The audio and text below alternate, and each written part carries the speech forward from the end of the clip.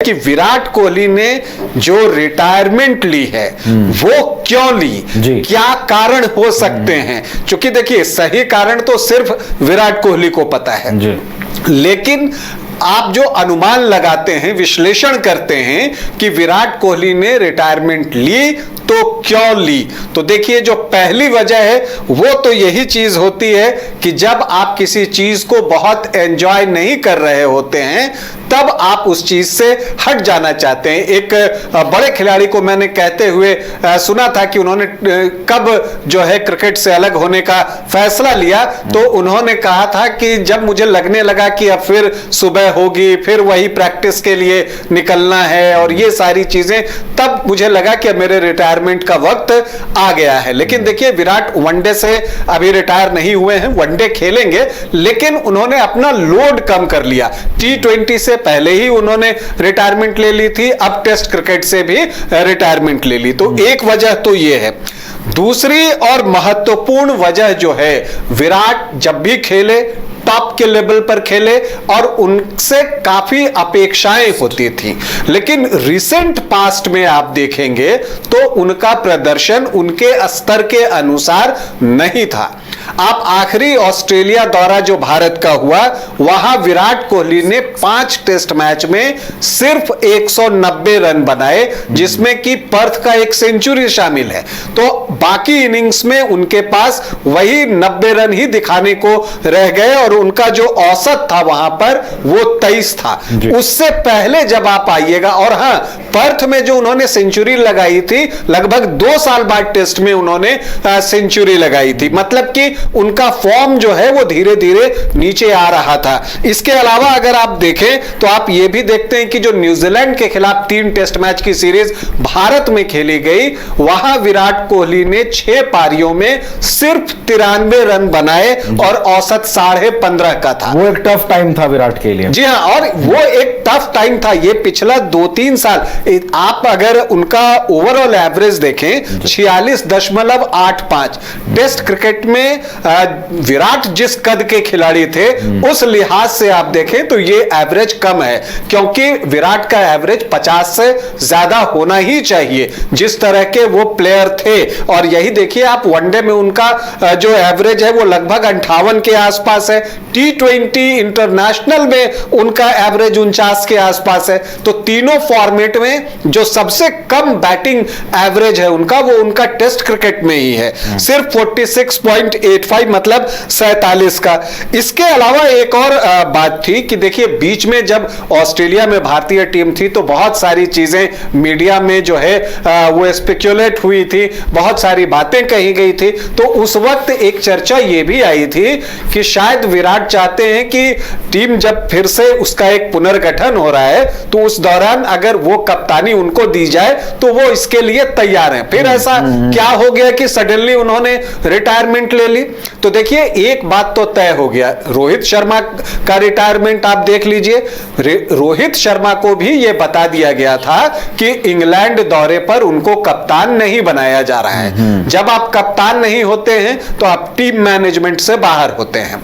तब क्या होता है कि आपका प्रदर्शन ही प्लेइंग 11 में आपकी सुनिश्चितता करता है कि आप खेलेंगे या नहीं खेलेंगे, मतलब परफॉर्मेंस काउंट करने लगता है। और यह चीज देखने में आई कि जब अब इंग्लैंड दौरे पर भी शायद जो सिलेक्टर्स हैं उन्होंने यह साफ कर दिया था कि हम आपको चाहते तो हैं, विराट कोहली को वो चाहते तो थे, लेकिन उनका कहना था कि अब आपका प्रदर्शन भी अंडर स्क्रूटनी रहेगा, मतलब कि उसकी भी समीक्षा होती रहेगी।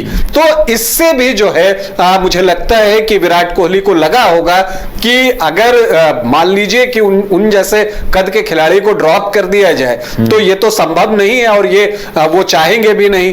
तो ये भी एक जो है वजह हो सकती है, क्योंकि जो सेलेक्टर अजीत अगरकर है, चीफ सेलेक्टर, वो इस तरह से बातें करने के लिए और इस तरह की चीजें करते करते रहे हैं। जब वो मुंबई टीम के भी सेलेक्टर बने थे तो उन्होंने जो है सूर्य कुमार यादव को ड्रॉप किया था। वो बड़े फैसले लेते हैं, आगे की तरफ देखते हैं वो। और कोच जो है गौतम गंभीर है। तो एक चीज जो है वो देखने में आई कि बड़े खिलाड़ियों को भी कह दिया गया कि प्रदर्शन तो आपको करना पड़ेगा। इसके अलावा एक रिसेंटली जो बीसीसीआई और जो सेलेक्टर्स थे उनका भी साफ कहना था कि अब बड़ा से बड़ा खिलाड़ी हो उसको डोमेस्टिक क्रिकेट खेलना होगा, रणजी ट्रॉफी खेलनी पड़ेगी।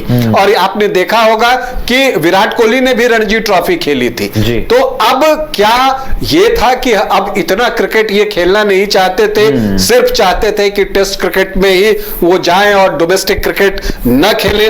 तो ये भी एक चीज होता है। और इन सब के अलावा हमने सबने देखा है कि एक outside the of stick Virat Kohli बहुत बार स्लिप में पिछले 3-4 सालों से पकड़े जा रहे हैं और इस कमजोरी को वो दूर नहीं कर पा रहे और टेस्ट क्रिकेट में ये कमजोरी उनकी उजागर हो चुकी है। तो जब आप बेहतर प्रदर्शन नहीं करते और आपका नाम इतना बड़ा होता है तो उस नाम का दबाव भी आपके ऊपर होता है, क्योंकि आपका जब एक फेलियर होता है तो लोग आपसे सवाल करते हैं कि आप बार बार फेल क्यों हो रहे हैं। तो फिर वो जो एक प्रेशर आता है उसको भी कई बार खिलाड़ी जो है वो नहीं ले पाता। क्योंकि देखिए अगर आप फिटनेस की बात करें तो प्रेजेंट इंडियन टीम में विराट कोहली से फिट कोई नहीं है, तो वो इतने फिट खिलाड़ी हैं। तो फिटनेस कोई वजह नहीं है। 36 साल उनकी उम्र है तो वो 1-2 साल खेल सकते थे, उसमें कहीं कोई परेशानी नहीं थी।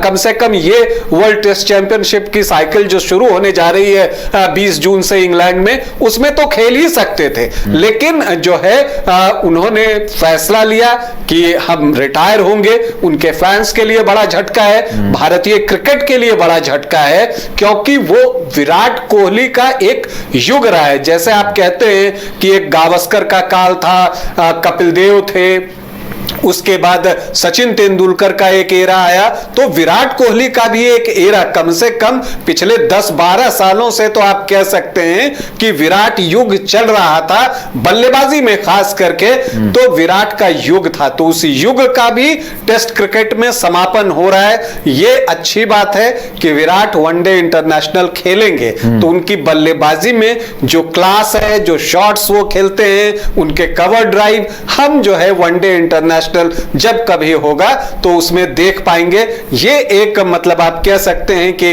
उनके फैंस के लिए और हम जैसे सपोर्टर्स के लिए भी जो है आप एक राहत की बात कह सकते हैं। लेकिन ये एक बड़ा फैसला है कि विराट कोहली ने टेस्ट क्रिकेट से रिटायरमेंट ले ली है। विराट अब टेस्ट क्रिकेट में खेलते दिखाई नहीं देंगे। उन्होंने टेस्ट क्रिकेट को अलविदा कह दिया है, लेकिन टेस्ट क्रिकेट में उनका जो योगदान रहा है उसे भारतीय क्रिकेट में हमेशा हमेशा के लिए याद किया जाएगा और फैंस भी विराट को टेस्ट क्रिकेट के लिए हमेशा याद रखेंगे। बहुत बहुत आपका धन्यवाद राकेश जी हमारे साथ इस चर्चा में शामिल होने के लिए। तो विराट ने टेस्ट क्रिकेट को अलविदा कह दिया है, प्रशंसकों में मायूसी है। हालांकि विराट कोहली वनडे में अभी भी टीम इंडिया का प्रतिनिधित्व करते नजर आएंगे।